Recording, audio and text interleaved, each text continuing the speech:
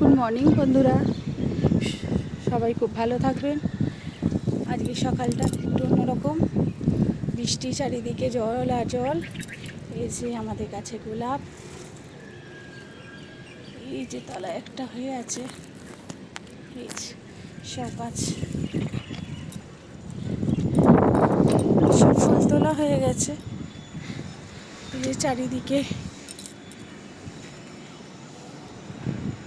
আরও ওইখানে আছে সব অনেক রকমের গাছ। চলো আমাদের দেখাই। দেখো, দেখো, এই দেখো রজনীগন্ধা, গোলাপ, কি সুন্দর সাদা ফুল হয়ে আছে, দেখেছো? এই ছোট্ট। চলো টাটা, বাই বাই।